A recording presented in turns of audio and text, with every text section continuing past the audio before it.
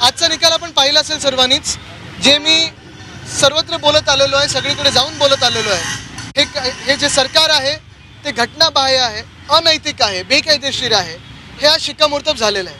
खरं तर पाहिलं असेल आपण, राज्यपालांची जी भूमिका होती, आम्ही सतत सांगत होतो हे राज्यपाल नाही तर भाजपाल आहेत, एका पक्षाची भूमिका चालवत होते, महाराष्ट्राचाच अपमान केलाच, छत्रपतींचा अपमान केला. तसंच आपण पाहिलं असेल की ह्या घडामोडींमध्ये सरकार पाडण्यामुळे त्या राज्यपालांचा, तत्कालीन राज्यपाल महोदयांचा एक मोठा हात होता आणि ते दिसून आलेलं आहे.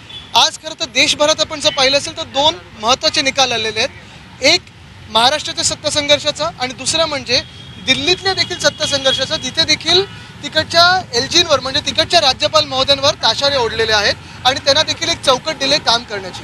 मुळात राज्यपाल हे जे ऑफिस आहे, गव्हर्नरचं जे ऑफिस आहे, हे आपल्या देशात कदाचित हुकुमशाही चालवण्यासाठी वापरलं जातंय का, हा एक विचार करणं गरजेचं आहे. सगळं ठीक आहे ना? ही सांधेदुखी, व्हेरिकोज व्हेन्स, डायबिटीज, अस्थमा, तुमची काय व्यथा आहे? आता चिंता नाही कशाची, नम्मा होमिओपॅथी आहे पाठीशी. नम्मा होमिओपॅथी, आरोग्य संजीवनी. संघराज्य जी आपली एक इथे आपली परिभाषा असते किंवा फेडरेशन बोलतो आपण ज्याला, युनियन ऑफ स्टेट्स बोलतो, तर राज्यांचा काही अधिकार ठेवलाय की नाही ह्याच्यावर एक महत्त्वाचा विचार होऊ शकतो. तिसरी गोष्ट म्हणजे ज्यांनी ऑर्डर वाचली असेल, बारकाईने जर ऑर्डर वाचली असेल, तर जे 40 गद्दार आहेत त्यांचा 2-3 महिन्याचा खेळ उरलेला आहे. ज्या मिनिटाला इकडचे स्पीकर जे विधानसभेचे अध्यक्ष आहेत ते हिअरिंग घेतील, हे 40 लोक डिस्क्वालिफाय होतील म्हणजे होतील, ही आम्हाला खात्री आहे, कारण संविधान ते सांगतं.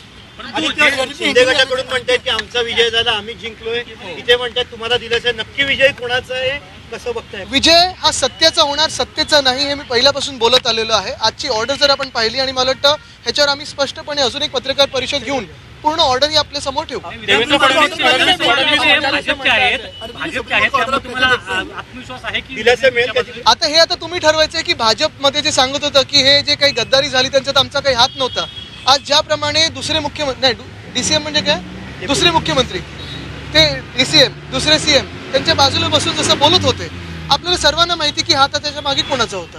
फडणवीस म्हणतात उद्धव ठाकरे नैतिक असतील तर त्यांनी तेव्हाच राजीनामा द्यायला होता, बाहेर पडायला होता आणि एकंदर भाजपसोबत राहायला होतं. ते मला वाटतं ते नाही, तुम्हाला सांगतो काय आहे की उद्धव साहेबांबद्दल ते बोलत नव्हते, आपण चुकीचं इंटरप्रिटेशन करताय. त्यांच्या बाजूला जे बसले होते त्यांना ते एक इशारा देत होते की आता जर ह्या सरकारमध्ये लाज उरली असेल, नैतिकता उरली असतील, तर ह्या सगळ्या ताशारी मारल्यानंतर कुठेतरी घटनाबाह्य गद्दार मुख्यमंत्र्यांनी खोके सरकारच्या राजीनामा देऊन निवडणुकीला सामोरी जायला पाहिजे, ही पूर्ण महाराष्ट्राची जनताच बोलत आहे.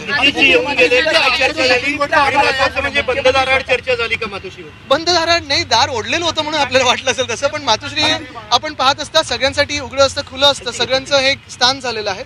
एक महत्त्वाची गोष्ट आहे, नितीशजी आणि तेजस्वी आज आलेले घरी, जसं मी बिहारला गेलेलो त्यांना देखील भेटलो, तसं आपण पाहिलं असेल की नितीश कुमार साहेब जेव्हा घरी आले, एक महत्त्वाचं आहे की जे पक्ष, जी लोक, जे विचार मंच असतील, ज्यांना ह्या देशात असं वाटतंय की लोकशाही संपत चाललेली आहे, हुकुमशाही वाढत चाललेली आहे, त्याच्या विरुद्ध लढायला, त्या वृत्तीविरुद्ध लढायला सगळे एकत्र येतात. यापुढे व्हीप नक्की कोणाचं लागेल?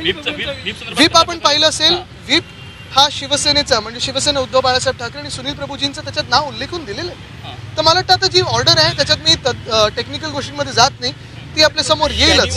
पण महत्त्वाची गोष्ट हीच आहे की पुढची पाऊल आता कशी होतील, याच्यात काय घडामोडी होतील, याच्यावर लक्ष देऊन असायला पाहिजे, कारण जे काही हा वादविवाद होता तो संविधानासाठी महत्त्वाचा, देशासाठी महत्त्वाचा. आता शनिवारसाठी थांबा तर बैठक आहे कशी आमदारांची बोलवली काही निर्णयानंतर शिवसेनेने? आता मला निरोप येईल, मी पण आमदारच आहे. सुप्रीम कोर्ट का ऑर्डर है, हिंदी आप क्या एक्सप्लेन करना चाहेंगे? और ये भी कहा गया है कि उद्धव ठाकरे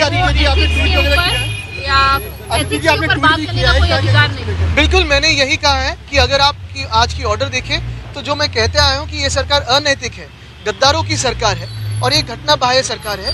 ये सरकार आज प्रूव हुई है कि ये गद्दारों की सरकार है और अनैतिक है. अगर कोई भी शर्म इस सरकार में हो, कोई भी नैतिकता सरकार में हो, तो सीएम साहब ने, जो सीएम यानी महाराष्ट्र में करप्ट मैन हुए आजकल के सीएम, तो उन्होंने इस्तीफा देके चुनाव के सामने जाना चाहिए. Lastly, how would you see that Devendra Fadnavis has called that Uddhav Thackeray has no right to talk about ethics because he left the government when he gained vote with alliance with BJP, but he left with NCP and Congress? No, I think the DCM was actually hinting at the person sitting next to him to resign over the intent of the government and of course morality. But I guess the current CM in Maharashtra, who is illegal, he and morality are worlds apart. So I don't think there is any scope for that, but I hope that morality and democracy is supreme. आपका class next move क्या होगा? विकासाचा ध्यास म्हणजे